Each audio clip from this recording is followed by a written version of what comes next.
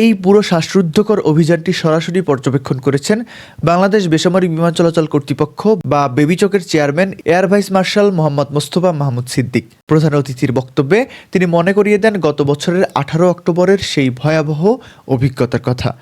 2025 সালের অক্টোবরে যখন শাহজালাল আন্তর্জাতিক বিমানবন্দরের কার্গো ভিলেজে আগুন লেগেছিল, তখনও এভাবেই সব সংস্থা কাঁধে কাঁধ মিলিয়ে কাজ করেছিল, যার ফলে রাত 9টার মধ্যেই পরিস্থিতি স্বাভাবিক করা সম্ভব হয়েছিল। চেয়ারম্যান আরও জানান, এই মহড়া শুধু লোক দেখানো নয়, বরং চলতি বছর হতে যাওয়া আইকাও নিরাপত্তা অডিটের জন্য এটি অত্যন্ত গুরুত্বপূর্ণ। তিনি আশাবাদ ব্যক্ত করেন যে এমন সমন্বিত প্রচেষ্টার ফলেই যাত্রী সেবার আন্তর্জাতিক মান নিশ্চিত করা সম্ভব হবে। চলতি বছর বাংলাদেশ আইকিউর নিরাপত্তা অডিটকে ফেস করতে যাচ্ছে। আমাদের আজকের এই মহড়া এবং প্রস্তুতি সেই অডিটে অত্যন্ত গুরুত্বপূর্ণ ভূমিকা রাখবে বলে আমি বিশ্বাস করি। উল্লেখ্য যে আইকিউ আমাদের নিরাপত্তা প্রস্তুতি ও সক্ষমতা যাচাই করবে।